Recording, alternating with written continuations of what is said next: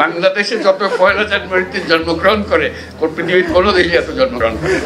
আমাদের অভিজ্ঞতা, আমাদের কাজের মধ্যে অভিজ্ঞতা হলো আপনার নাম বলেন না, আমিনার মা।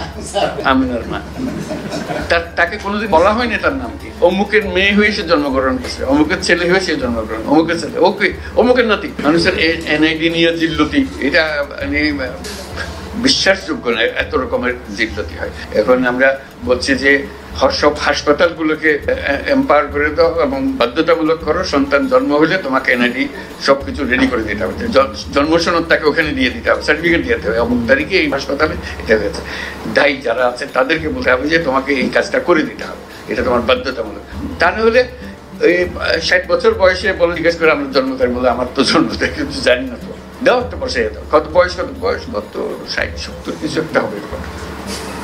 মানুষ নিজের নাম জানে না, এদের নিয়ে আমাদের কাজ করতে, নিজের নাম জানে না। আমাদের অভিজ্ঞতা, আমাদের কাজের মধ্যে অভিজ্ঞতা হলো যে আপনার নাম বলেন না, আমিনার মা।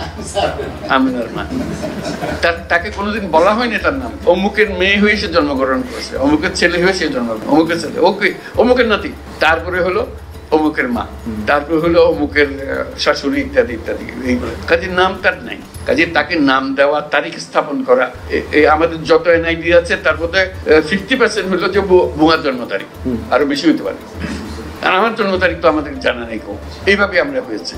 আমাদের বেশিরভাগ স্কুল কলেজের শিক্ষকদের দায়িত্ব হলো, বিশেষ করে প্রাইমারি স্কুলে ম্যাট্রিক পরীক্ষার সময়, এখন এইচএসসি এসএসসি এগুলো, যে হেডমাস্টার জন্ম তারিখ বসিয়ে দেয় এবং বেশিরভাগের জন্ম তারিখ হলো পয়লা জানুয়ারি।